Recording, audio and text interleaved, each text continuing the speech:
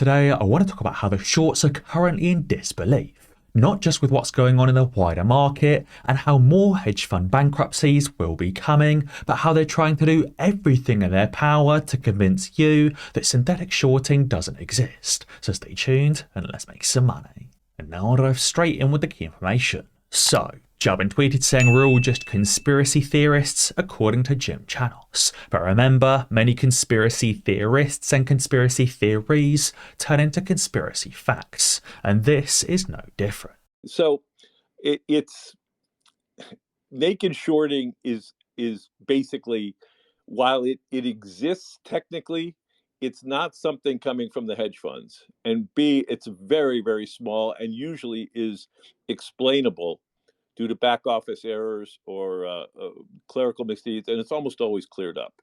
Anybody that's trying to weave a conspiracy theory on a stock because of naked shorting should check themselves. If you don't know who Jim Chanos actually is, he's someone that did not check himself before he wrecked himself, as his hedge fund has recently gone bankrupt. It's also been uncovered that synthetic short selling is not a conspiracy theory, but a conspiracy fact, as in South Korea they've noted that many major hedge funds and major banks have been synthetically shorting their markets. So much so they've had to ban short selling outright, and they're investigating many of these major hedge funds and major banks for manipulating their market. And it's not just in South Korea, this is happening in China and many other countries across the world and around the world, including the US. So straight away we've dispelled that it is indeed hedge funds that are committing this synthetic short selling, and it is happening around the world. It's not just a conspiracy theory that doesn't exist, it happens in many countries. And it even happens in the US, even with funds and firms like Citadel, who have been caught mismarking new short sales as closing out of long positions. And again, it's not just something minute and minuscule that happens due to clerical errors. That happened over many years, over millions of transactions. Not just millions of shares worth, but millions of transactions worth. So it seems that by begging retail investors and trying to convince them that synthetic shares don't exist, all that really ended up with for Jim Chanos is bankruptcy. And again, it's not just Jim Chanos and his fund that are struggling and likely to go bankrupt, because the current drubbing and current market rally has left short sellers with losses of $106 billion so far this year. So that's likely many other hedge funds that are about to go bankrupt, especially if this rally in heavily shorted names and small cap names continues running. We know these shorts shorted large tech names, they shorted small caps, they shorted meme stocks, and they shorted heavily shorted names, hoping for a massive payday. But all it's left them with so far is losses of $106 billion.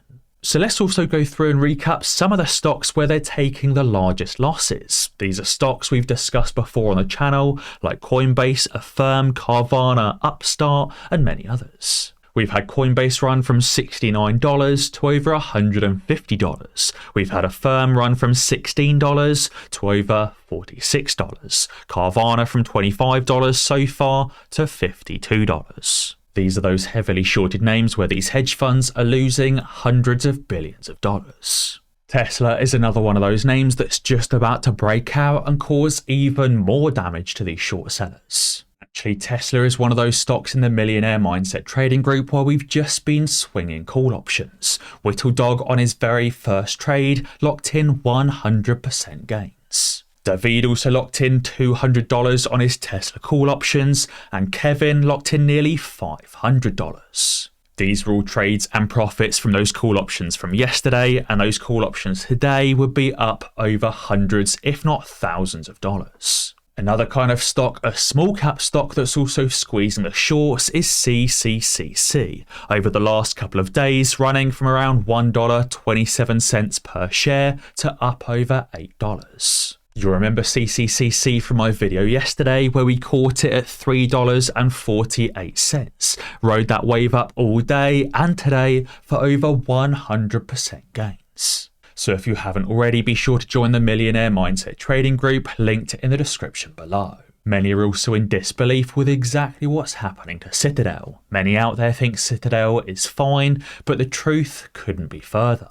You'll remember over the last few days they've taken out a $400 million loan and then supposedly donated that money to charity to hide the news story. And yesterday you may have also seen some layoffs are taking effect as 4 Citadel portfolio managers, including Surveyor Capital's Mike, have left Ken Griffin's hedge fund. These aren't just low-level employees, this is 4 top-level portfolio managers and likely their entire units that are leaving as well. Citadel is clearly struggling to maintain top talent, likely because these portfolio managers are going elsewhere. They see Citadel as a sinking ship and they want to get out while they still can, protecting their careers. I also thought this interaction between Robert and Biotech Moose was really interesting and really important as well. Robert tweeted saying Ken Griffin had to borrow in order to give that $7 billion away. And he's trying to mask that loan with a $400 million donation to charity. Now it really makes me think because these news articles are saying this charity donation was a donation of $400 million worth of profits. And what I'm really wondering is if this $7 billion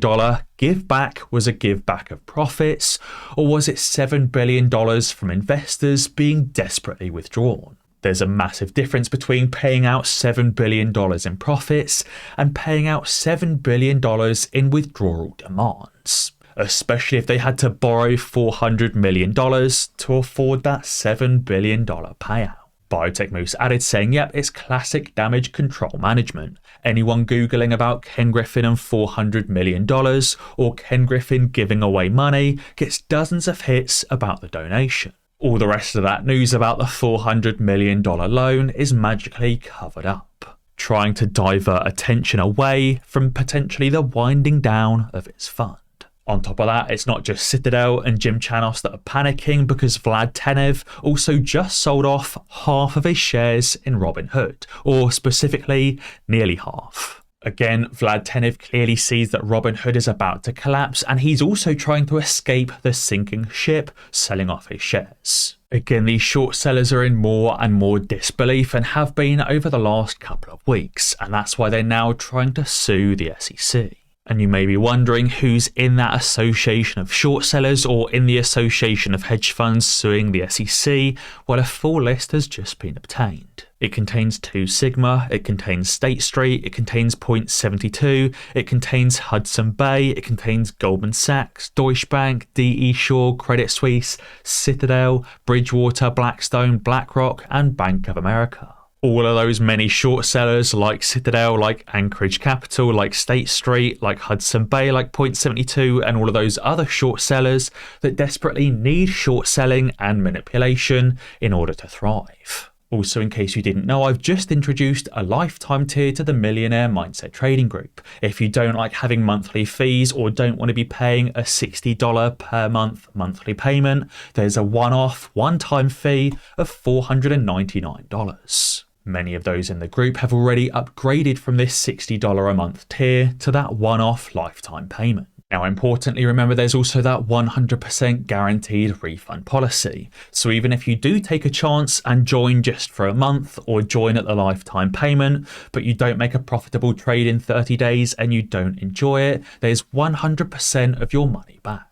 I know there's been a lot of shills and bad people in the community, but I've always been 100% loyal to you guys and tried to provide all of the factual information. So I'd really appreciate it if you did take a chance on me and the Millionaire Mindset Trading Group and come and see if you enjoy it. And finally, Bigham's also tweeted on the same length as these lawsuits saying, what about Ken Griffin's victims? This is after the US District Attorney announced distributions of over $158 million to nearly 25,000 victims of the Madoff Ponzi scheme. While that is good, next up in the line needs to be victims of Ken Griffin that have their money returned. So guys, be sure to let me know what you think down in the comments below. And as always guys, be sure to ding that notification bell, because that way you'll be alerted when I upload a new video. Cheers.